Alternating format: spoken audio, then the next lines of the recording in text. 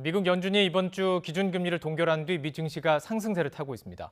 이제 금리 인상은 끝났다는 시장의 기대감이 퍼지고 있는데 하지만 국내 대출금리와 물가 상승세는 쉽게 꺾이지 않고 있습니다. 이정환 한양대 경제금융대학 교수와 기준금리 동결의 파장 진단해 보겠습니다. 안녕하십니까? 안녕하십니까? 자, 미국이 기준금리, 미국이라고 표현하는 게 뭐 정확하진 않지만 어쨌든 기준금리가 동결이 된 상태입니다.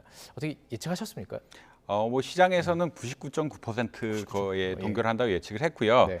그렇지만 그거보다 중요한 것은 이제 파월 의장이 어떤 발언을 할 것이냐라는 그런 경제에 대해서 그리고 12월 FOMC라든지 내년 어떤 기준금리에 대해서 어떻게 발언할 것인가. 네. 그러니까 물론 말은 안 기준금리가 어떻게 될 거라 이야기는 하지만 네. 경제 상황을 이야기하면서 힌트를 가져갈 수 있거든요. 이게 금리 정책이 어떻게 바뀐다든지 이런 힌트를 가져갈 수가 있는데 사실 이걸 이해하려 그러면 이제 9월 달에 어떤 일이 있었는지 9월 FOMC 어떤 일이 있었는지 조금 내용을 아셔야 됩니다. 9월 FOMC에서 미국의 이제 점도표라고 해서 이제 기준금리가 향후 어떻게 될 것이냐를 발표를 했는데 2024년 기준금리가 예측보다 0.5% 이상 올린 점도표를 냈거든요. 그렇다는 이야기는 기준금리가 생각보다 안 떨어질 것이다. 그리고 높일 수도 있다라는 시그널을 굉장히 강하게 줬다라고 아마 보시면 될 것 같습니다.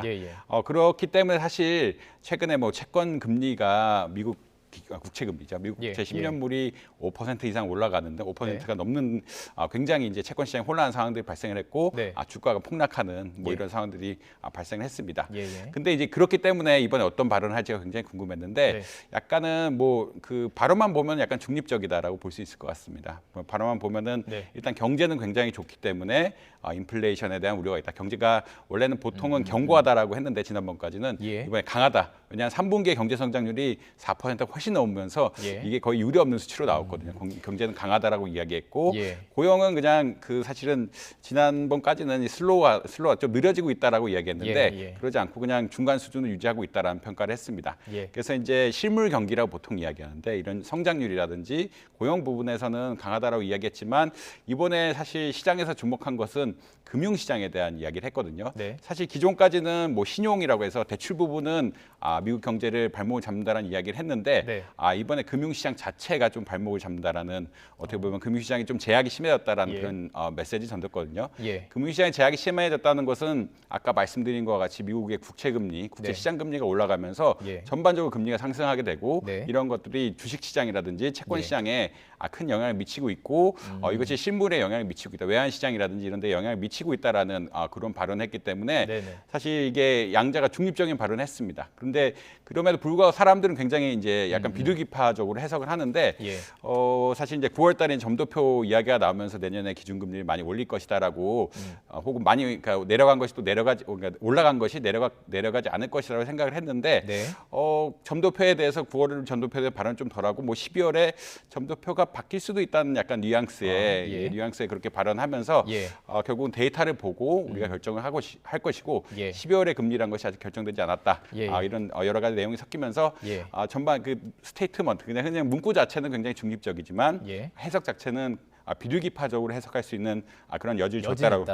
줬다라고 보시면 될 것 같습니다. 경제를 잘 모르는 저 같은 그 사람들이 듣기에는 어려운 내용들이 좀 많았는데, 그러니까 지금 미국에서 연방준비제도가 판단을 했을 때, 미국 경기를 판단을 했을 때 금리를 올리냐 내리냐만이 결정인데 시장이 너무 막 화랑입니다. 뭔가 잘 돼요. 그럼 물가가 오를 수 있기 때문에 금리를 올리는 것인데 시장 상황을 바라보는 상황 속에서 말씀하신 것처럼 약간 금융 쪽에 문제가 있을 수도 있다. 그래서 안 올렸다 이렇게 판단을 정리하면 되는 건가요? 그렇죠. 이제 사실은 그 물가가 오르는 게 여러 가지 채널이 있는데 미국에서 가장 중요한 채널은 고용에 관한 채널입니다. 고용이 보통은 미국은 단기 계약이 많고요. 한국은 연봉 호봉제라고 해서 그 임금이 쌓여가게 되는데 미국 같은 경우는 보통 2년 계약 이런 게 많습니다. 2년 계약이 맞는다는 얘기는 물가 상승률 같은 것들이 임금에 급하게 반영될 수가 있고 또 임금이 올라가게 되면 물가가 또 따라 올라갈 수밖에 없거든요. 임금이 올라가니까 사람들이 비싼 물건을 살 수가 있고 또 이에 따라서 물건 가격이 올라가고 원가가 올라가고 이런 채널들이 있어서 소비를 워낙 잘하는 나라기도 소비를 워낙 잘하는 나라이기 때문에 그런 흔히 말하는 임금 때문에 인플레이션이 일어나는 이런 현상들이 발생할 수 있습니다. 그렇기 때문에 고용시장 같은 것들이 가장 중요한 지표라고 보통 실업률이 조금 올라갔다고 하는데 실업률이 올라가서 사실은 어떻게 보면은 그러니까 사실 이게 미국 기준금리 결정이 나오고 다음 날 이제 실업률이 올라갔다라는 이야기들이 나오고 있는데 원래 뭐 사실 예측치로는 한 3.8%라고 예측했습니다. 근데 네. 실제 데이터 나온 거 보니까 3.9%로 나와서 예. 시장 예측치보다 조금 더 네. 실업률이 올라갔다. 그만큼 고용 시장이 안 좋아졌다라는 예. 그런 이야기를 할 수 있겠고요. 예. 사실 그렇기 때문에 고용 시장이 화랑이 되면 화랑이 될수록 네. 인플레이션 압력이 커지는 게 기본 미국의 기본 구조라고 할 수가 있는데 이제 봤을 때 그러니까 지난번까지는 고용 시장이 사실 예측보다 그러니까 일자리 수 같은 것도 예측보다 많이 늘어나면서 어떻게 보면은 이제 고용이 화랑이 되는 것이 아니냐, 그렇다면 인플레이션 압력이 더 세지는 것이 아니냐, 기준금리를 더 올려야 되는 것이 네, 아니냐라는 네. 좀 논의가 있었는데 예. 사실은 기준금리 아마 미국 연준에서 일부는 알고 있었을 거라고 생각합니다. 근데 이제 이 고용 보고서 예. 그러니까 10월에 고용 같은 것들 좀 떨어지고 있는 것들이 명확하게 보이고 네. 이런 것들을 보니 결국은 사실은 시장 금리도 굉장히 많이 올라갔고 네. 고용 같은 거 떨어지는 거 보니 이제 예. 기준금리를 이번에는 안 올리는 것이 맞다라는 판단을 하지 않았을까 이렇게 개인적으로 생각하고 있습니다. 그래서 말씀하셨던 것처럼 비둘기파 매파는 그러니까 야 금리도 올려야 돼. 더 물가 떨어뜨려야 돼. 그리고 이제 비둘기파는 이제 그만해도 되지 않을까. 이제 그건데 그래서 이제 금리 이제 안 올리는 거 아니냐 이런 추측이 나오는 겁니다. 그리고 어쨌든 이제 저희 같은 사람들은 대출을 받아서 이자 내야 되는데 미국 금리가 높으면 우리 금리 안 떨어지고 언제 떨어지나 이 생각 계속 하고 있거든요. 금리 인하 요인은 있는지 또 언제쯤 이루어질 수 있을지 궁금하거든요. 뭐 시장에 따라 뭐 이게 사실은 요새만큼 데이터에 기반한 정책이 없다고 보통 이야기합니다. 예. 데이터에 기반한 정책이란 것은 인플레이션이 실제로 떨어져야 그리고 고용 지표 같은 것들이 실제로 떨어져야 네. 아마 금리 인하의 시그널이 나올 것이다라고 보고 있고요. 실제 뭐 그 파월 의장의 발언에서는 금리 인하는 전혀 고려하고 있지 않다. 우리 회의에 전혀 논의되지 않았다라고 근데 이야기했거든요. 보통 그런 말 할 때 그냥 시장에 메시지로만 하는 경우도 있잖아요. 근데 그건 아니고 정말 강력한 강력하게 의지? 이제 예. 이런 결국은 연준의 정책이라는 게 굉장히 보수적이기 때문에 네. 보수적이라는 것은 함부로 이렇게 금리 인하에 대한 메시지를 주면 시장이 흔히 말해서 굉장히 과대하게 반응하는 이런 경우가 생겨서 물론 보수적으로 하기 때문에 그런 메시지를 던지긴 하긴 했지만 기본적으로 우리는 장기간에 걸쳐서 데이터에 기반한 정책을 하겠다. 지금은 인플레이션이 확실히 꺾이고 예. 고용이 꺾이면서 흔히 말하는 임금 상승률 같은 것들이 진정되는 양상이 보여야 예. 우리가 기준금리 내릴 수 있다라는 기본 스탠스를 가지고 있고요. 근데 이제 뭐 그것은 이제 연준의 의사라고 볼 수 있겠고 시장에서는 또 시장의 전망이 있지 않겠습니까? 그러니까 내년에 기준금리가 결국 올해보다는 낮을 거라고 예측을 하고 있는데 네. 이 기준금리 인하 시점이 아마 6월 아니면 7월쯤 되지 않을까? 내년 6월, 7월. 내년 예. 6월쯤 아니면 7월쯤 되면은 지금 고용 시장의 추세로 봐서는 이번에 10월 고용 지표 같은 것도 좀 안정화되고 있고 그다음에 물가 상승 압력 같은 것들이 결국은 고용이 떨어지면서 물가 상승 압력이 떨어지니까 이제 내년 하반기쯤 되면은 금리 인하 경로로 가지 않을까라고 예측을 하고 있고요. 네. 한국 입장에서는 미국 금리가 좀 떨어져야 예. 기준금리를 내릴 수 있는 아마 이런 여건이 되지 않을까라고 많이들 평가를 하고 있습니다. 일단 미국의 전년 대비 그러니까 물가 상승률 딱 봐야 되고 고용 지표를 딱 봐서 이거 좀 경기 불황은 아니지만 호황이 좀 가라앉는 느낌이 있어야지만 이제 금리 인하 쪽으로 갈 텐데 우리 증시는 어쨌든 지금 이 동결 이후에 반대가는 모습을 보였습니다. 워낙 좀 떨어졌기도 했고 상승세가 이어질 것이냐 이런 것도 좀 궁금한 건데요. 이게 사실은 뭐 지금 랠리가 언제 뭐 혹시 굉장히 많이 떨어져 사실 2,200까지 갔으니까 예. 굉장히 많이 떨어지긴 했는데 예. 우리나라 그니만 주식시장의 영향은 사실은 반도체가 굉장히 중요하고요. 네. 그다음 실물 경기가 얼마나 살아나느냐 이런 것들이 중요하고 이제 기준금리가 내려가느냐 마냐 이런 것들이 중요하다고 생각을 하는데 반도체 경기가 아마 내년 상반기쯤은 돼야 지금 소폭 올라가고 있죠. 예, 소폭은 올라가고 있는데 작년에 비해서 워낙 많이 빠졌기 초반에 그러니까 올해 상반기에 작년 상반기에 비해서 너무나 많이 빠졌기 때문에 조금씩 올라간다고 해도 여전히 평균적인 수준에 못 맞추고 있다. 그러니까 네. 흔히 말해서 모멘텀이라고 해서 예. 한번 올라갈 때 쭉 올라가면서 시장을 진두지휘해야 되는데 예. 반도체 경기가 중국이 아무래도 안 좋고 우리나라의 제일 반도체 수출국이 중국인데 중국이 아마 안 좋은 데다가 예.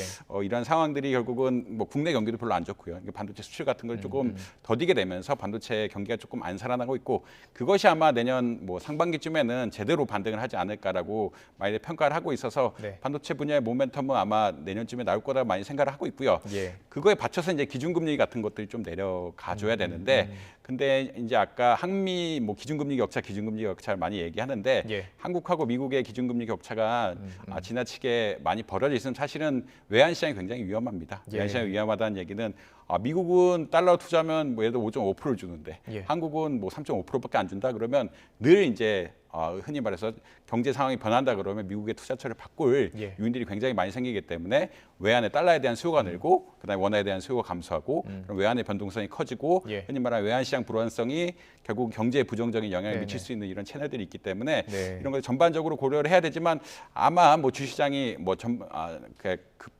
제대로 반등을 하려 그러면 예, 뭐 예. 내년 상반기가 되지 않을까라고 예측하시는 분들이 많습니다. 근데 이제 이것은 뭐 결국 주식시장이라는 것은 누가 알겠습니까? 누가 알겠습니까? 예, 그 예, 뉴스에 예. 기반한 것이기 때문에 네. 그리고 뭐 선반영이라는 늘 멘트가 있어서 그건 조금 아마 지켜봐야 될 사항이 아닌가 이렇게 예. 평가를 할 수 있겠습니다. 알겠습니다. 지금 그 주식 시장도 금리의 영향을 받고 금리를 바라보는 가게들은 그러니까 지금 저같이 대출을 많이 받아서 이자를 내야 되는 사람들은 항상 부담인데 이게 우리 국내 어떤 경제로 봤을 때 대통령실에서는 이 가계부채 위기가 발생하면 이거 외환위기 또 1997년 IMF 때도 있고요. 뭐 몇십 배 위력이 있을 수 있다 이렇게 보고 있어요. 가계부채 대책 계속 내놓고 있는데 어떻게 평가하고 계신지 궁금하거든요.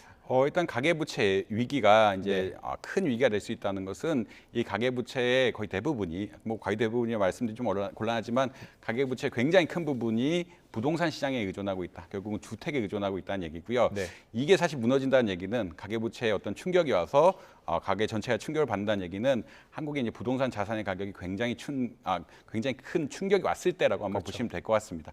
너무 빚을 많이 내다가 흔히 말하는 거품이 형성이 되고 이 거품이 한꺼번에 꺼지면서 부동산 자산 가격이 하락을 하게 되고 빚은 지고 있지만 원래 실제 자산 쭉 줄어드는 거죠. 예, 그렇죠. 그렇게 되면 사람들이 이거 팔아서 갚을 수도 없고 이자 예. 비용은 너무 늘고 이런 되는 상황이 발생을 하게 되는데 이런 상황이 발생하게 되면은 결국은 경제 전체 그리고 우리나라 보통 그러니까 다른 나라보다 부동산 자산이 굉장히 많다라고 생각을 하고 있거든요. 네. 우리나라 이제 순금융 자산이라고 이야기하는데 한 75%가 부동산 자산이 있습니다. 네. 이 부동산 자산이 무너지게 되면은 결국은 모든 담보 가치가 떨어지게 되고 네. 사실은 은행 대출이라는 것이 다 담보 가치에 의존을 했는데 이런 담보 가치가 떨어지게 되면 은행도 부실하게 되고 은행에도 타격이 오고. 네, 부실화가 되고 은행이 이제 기업에도 돈을 못 꿔주게 그렇죠. 되고 예. 대출이 안 되게 되면은 기업들이 또 어려워지고 고용이 어려워지고 소비가 또 어려워지는 이런 굉장히 큰 채널들이 있기 때문에 예. 그런 것을 방지하고자 한다라고 보시면 될 것 같고요. 네네. 결국은 대출해서 부동산 가격이 상승한다 이런 것은 사실 바라는 채널은 아니다라고 그렇죠. 아마 예, 이해를 하시면 예, 될 것 같습니다.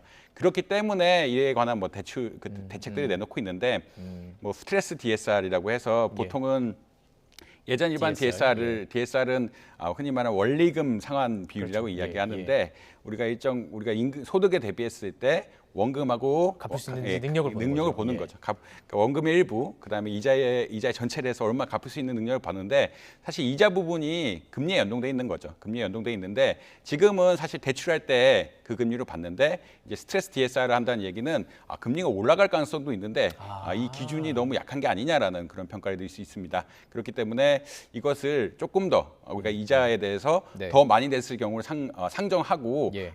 흔히 말하는 이 원리금 상환 비율을 상정해라라는 이야기이기 때문에 네네. 대출을 억제하겠다라는 큰 틀로 해석을 하면 될 것 같고요. 네. 그렇지만 이제 서민금융은 또 어려운 부분이니까 서민금융에 대해서는 윤 대통령께서 얘기하시듯이 서민금융은 또 적극적으로 나서지만 예. 이 주택가격 상승을 불러일으키는 이런 적극적인 대출, 특히나 DSR 규제 같은 것들은 조금 더 강력하게 해서 부동산 시장에 어떤 무리가 오는 이런 정책들은 피하겠다라고 아마 보시면 될 것 지금 같습니다. 약간 투트랙으로 접근하는 느낌도 좀 있네. 마지막으로 좀 얘기를 해봐야 될 것 같은데 물가 계속 지금 밥상 물가가 불안하다라는 얘기 계속 나오고 있고 며칠 전에 이제 그 농림축산부 장관 인터뷰하는 자리가 있었는데 이 물가를 내리기 위해서 정말 치열하게 그 앞에서 싸우고 있더라고요.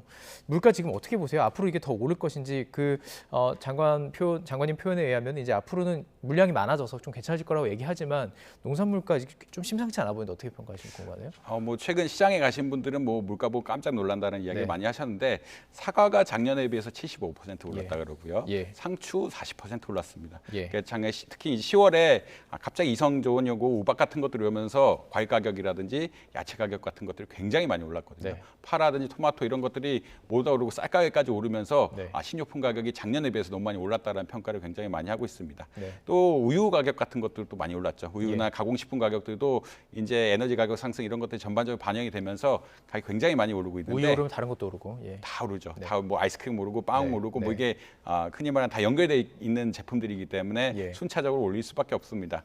그렇기 때문에 흔히 말하는 식료품 부분에서 물가 상승 압력이 굉장히 크다라고 네. 이해를 하고 있고 다른 부분에 비해서 사실 이 식료품 신선 제품이라 보통 이야기하는데 신선 제품의 물가 상승률이 지난달 12%가 넘게 나왔습니다. 그러니까 과거에 비해서 너무 많이 오르고 있다라는 예. 이런 것을 견제를 하고 있고 네. 특히나 이제 겨울에 중요한 건 김장 시즌이죠. 맞습니다. 김장 시즌 오면 파라든지 마늘이라든지 배추 가격이 중요한데 네. 배추 가격도 뭐 작년보다 40% 가량 오를 것이 아니냐라는 그런 논의들이 나오면서 네. 이것에 대한 가격을 낮춰야 된다. 예. 이런 것들은 사실은 식료품이란 것은 우리가 늘 써야 되는 것들이고 필수적으로 해야 되는 거기 때문에 굉장히 생활 물가의 중요한 부분이라고 할 수 있는데 네. 이 부분에 대해서 결국은 정부가 조금 개입을 하겠다라는 의사를 표현하고 있고요. 예. 뭐 개입하는 방법이 뭐 두 가지 정도가 될 수 있을 텐데 있는 물량을 많이 푸는 방법이 하나가 있고 바우처 같은 것을 통해서 가격을 좀 낮춰주는 방법이 있는데 네. 두 가지 다 동원을 해서 예. 이제 김장 물가를 좀 낮추겠다 그런 의견을 반영하고 있고 예. 더불어서 이제 흔히 말하는 이제 겨울이 되면은 에너지 가격이 문제가 되는데 뭐 난방비라든지 이런 거를 완화하기 위해서 흔히 말하는 저소득계층에게는 바우처를 열심히 굉장히 많이 발행을 해서 보조를 해주겠다라는 그런 의견들을 펼치고 있다라고 보시면 될 것 같습니다.